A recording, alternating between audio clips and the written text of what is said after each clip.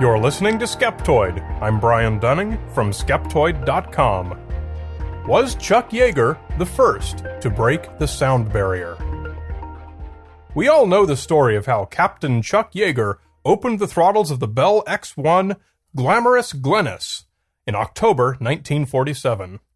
Breaking the sound barrier was to aviation what Neil Armstrong's first step was to the space program. No matter how many others went higher or faster later, it will always be that seminal, unassailable first that can never be topped. Yeager's name will always sit atop every list of record-breaking pilots, up there by himself in his own special stratosphere. But was he really the first pilot to fly faster than sound? Plenty of stories out there say Yeager wasn't the first. How do we know what to believe?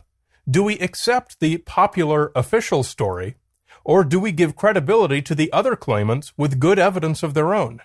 Today we're going to point our skeptical eye at some of these other claims and see who really deserves the credit. There are certainly many pilots who approached the sound barrier but didn't live to tell about it.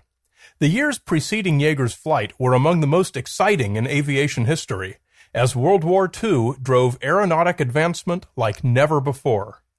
Planes that had been shot down often entered the transonic realm as they plummeted, and were torn apart by the resulting shock waves. Dive bombers had to have special air brakes developed to prevent them from breaking up, which sometimes happened anyway. Of the many pilots who toyed with the sound barrier in World War II, all unintentionally of course, most never survived the adventure. During World War II, engineers didn't yet have any flight test experience that taught us how to design aircraft capable of supersonic speed. Even in 1947, Yeager's X-1 was designed after a .50 caliber bullet, known to be stable at supersonic speeds. World War II had seen widespread use of the German V-2 rockets, which were supersonic, so we knew such flight was possible.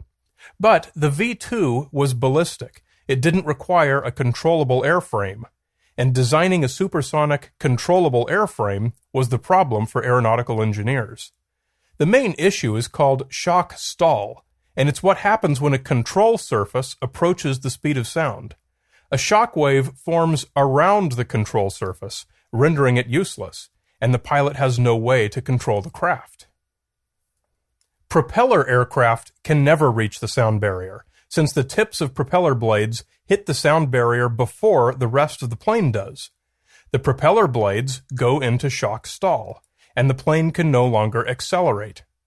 There are many claims of propeller-driven dive bombers breaking the sound barrier during World War II, but these have to all be considered implausible.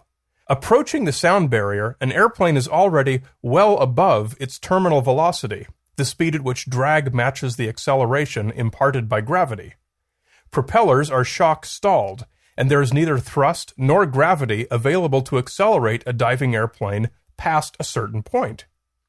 As any aircraft approaches the speed of sound, airflow over some parts of the plane will exceed Mach 1 and create shock waves. These shock waves cause intense buffeting. Many propeller-driven World War II fighter planes, including the Supermarine Spitfire, the Lockheed P-38 Lightning, and the North American P-51 Mustang, experienced these effects at Mach 0.85. Similarly, jet engines of the day were not designed to work with supersonic airflow entering through the compressor vanes. Such engines would flame out.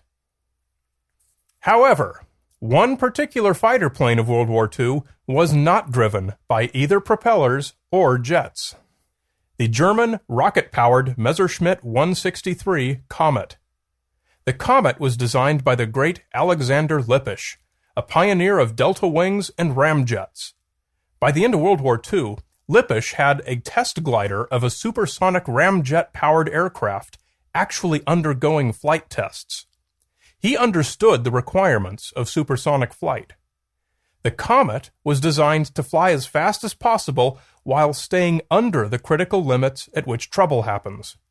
The Comet's delta wing was exceptionally thin. This delays the onset of shock stall over the primary airfoil and allowed the comet to remain stable up to Mach 0.85.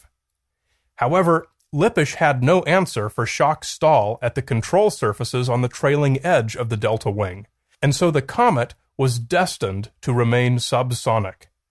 In combination with the relatively low 3,800-pound thrust of the comet's Walter rocket engine, about half the power of Yeager's X-1, the comet had little expectation of going supersonic, except in an uncontrollable, powered dive, which would probably be unrecoverable. Nevertheless, stories persist of comet pilots breaking the sound barrier, years before Yeager did. Comet test pilot Heini Dittmar, flying an early prototype in 1941, reached an officially measured speed of 1,004 kilometers per hour in level flight. This was probably around Mach 0.95, but we don't know for sure since the flight was classified until after the war and the altitude is unknown. However, Dittmar made the flight at partial throttle to avoid buffeting, using an engine only half as powerful as that which went into production. But just because later versions were more powerful doesn't mean they wouldn't run into exactly the same limitations at the same top speed. One unofficial report claims that Dittmar hit 1,130 kph in 1944, Mach 1.06, and another states that in a steep dive he created sonic booms that were heard on the ground.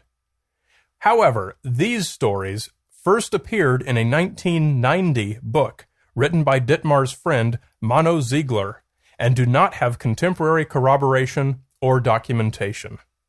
But the best evidence against comets breaking the sound barrier is the fact that the Allies did capture all of the program's classified data, and no supersonic flights were ever recorded, even in secret. Claims you'll find on the internet that comet pilots routinely broke the sound barrier cannot be given much weight, given the aircraft's limitations well understood by Alexander Lippisch. As an aircraft approaches the speed of sound, the shock wave over the wing moves the center of lift backwards, and the plane noses down. This is a condition called Mach tuck. Normally, you'd pull back on the stick to correct this, but conventional elevator controls on the trailing edge of the tailplane would be unable to get any bite, since the elevators would be shock stalled. The only way out of Mach tuck is to use an all-moving tailplane to trim back to level. With its delta wing, the Comet had no tailplane at all, let alone an all-moving tailplane. It had fabric-covered elevons on the trailing edge of the delta wing, which would always be shock stalled. Even if a pilot opened his Comet's rocket engine to full throttle to muscle his way past the sound barrier, Mach tuck would send him tumbling out of control irrecoverably, and probably destroy the airframe. It's also important to be aware of a limitation of early airspeed indicators. One built for subsonic speed is probably going to give unreliable readings in the presence of shock waves. A phenomenon called compressibility error gives inaccurately high airspeed readings as the aircraft approaches the speed of sound. This error is called Mach jump. To counter this, supersonic aircraft use a Mach indicator instead of an airspeed indicator. The speed of sound at any given pressure and altitude is determined primarily by temperature. A Mach indicator is essentially an airspeed indicator mounted on an aneroid diaphragm to correct for static air pressure. Since Mach and airspeed are both dependent on temperature, they cancel each other out, and no temperature diaphragm is needed. Comets had airspeed indicators, not Mach indicators, and so even the speeds logged by the German test pilots are probably incorrectly high. One of the best-known claims to the sound barrier comes from German World War II fighter pilot Hans Guido Muttke, flying perhaps the most devastating fighter of the war, the Messerschmitt Me-262. The 262 was the first true operational jet-powered fighter plane in the world, sporting twin BMW 003 turbojet engines mounted below the swept wings. Although the Tu-62 entered the war too late to have any real impact, it boasted a 5-to-1 kill ratio against Allied fighters. Mutke was cruising at 36,000 feet when he began a steep dive under full power. With his airspeed indicator pegged at its limit of 1,100 kph, just over the speed of sound, but remember the airspeed indicator problem, Mutke reported severe buffeting and loss of control. Suddenly, the buffeting stopped, and he regained control, with the airspeed indicator still pegged. And it's this that could indicate that he had broken the sound barrier. Unfortunately, his engines flamed out, not being designed for supersonic speeds, and he slowed, and the severe buffeting returned. Finally, his speed dropped enough that he regained control and was able to restart his engines. He returned to base, and it was found that his aircraft had lost many rivets, and its wings had become so distorted that the plane had to be scrapped. Mutke never understood what had happened until Chuck Yeager's flight was declassified and the supersonic flight profile became known.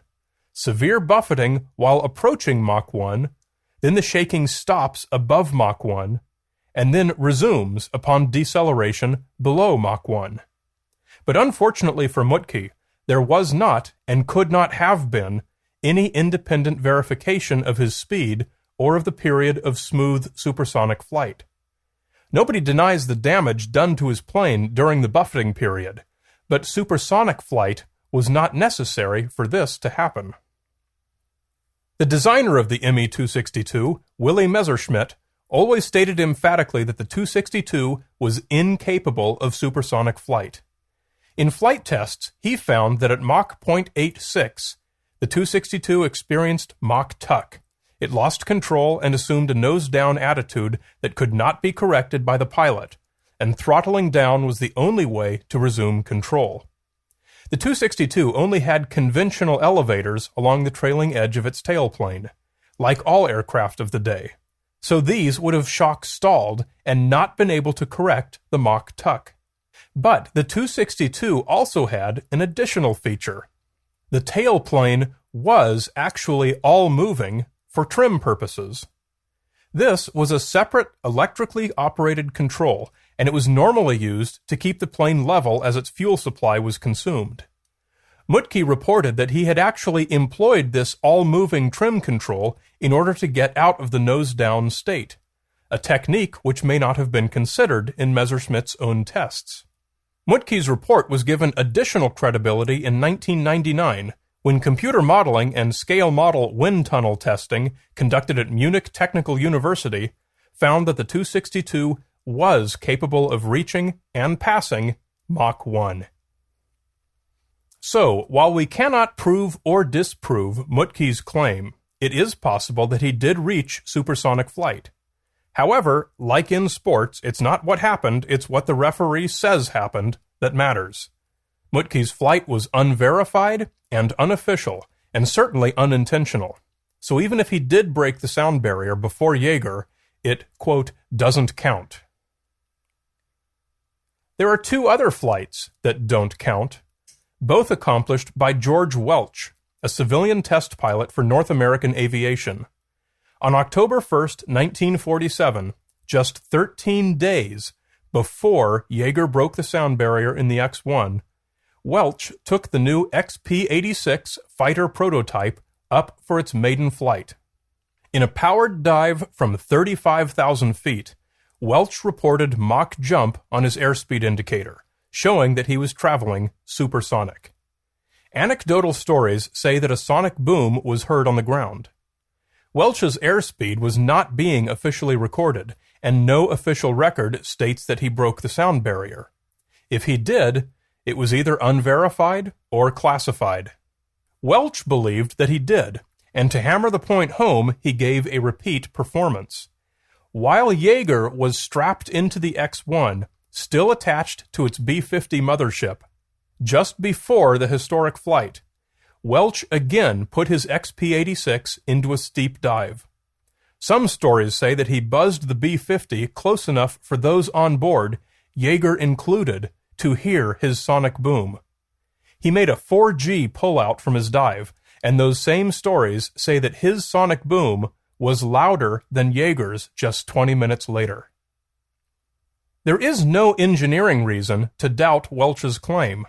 The history books credit George Welch with breaking the sound barrier in the XP-86 in a dive 6 months later on April 26, 1948, with official measurements and a proper Mach indicator on board. But did he do the same thing before Yeager's flight? Well, he may well have, and a lot of people say he did. But there's a significant difference between Yeager's flight and those of Welch, Mutke, Dittmar, and probably others. Their claims to the sound barrier were all in dives, and were transient at best. Glamorous Glynis, on the other hand, was the first aircraft capable of sustained supersonic level flight. Sure, being the first to break the sound barrier becomes less glitzy when you have to pile on qualifications. But every aviation milestone has been an incremental one. Few are truly revolutionary. Yeager, Welch, Mutke, and Dittmar all made real contributions to the science of aviation. All had the right stuff. At some point, any lines you draw to separate their achievements come down to semantics. Yet you still have to draw those lines somewhere. Flights have to be official. They have to be verifiable. And they should demonstrate a deliberate capability. And so, while it's a virtual certainty that the sound barrier was broken by someone, somewhere, in some circumstance, Chuck Yeager's flight of the Bell X-1 is the only flight to meet all the criteria of a true aviation first.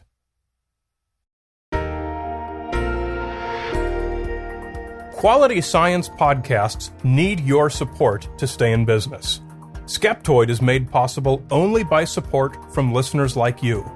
If you want to be a part of Skeptoid's ongoing mission and get your free gift for supporting Skeptoid, please consider coming to Skeptoid.com and become a supporter.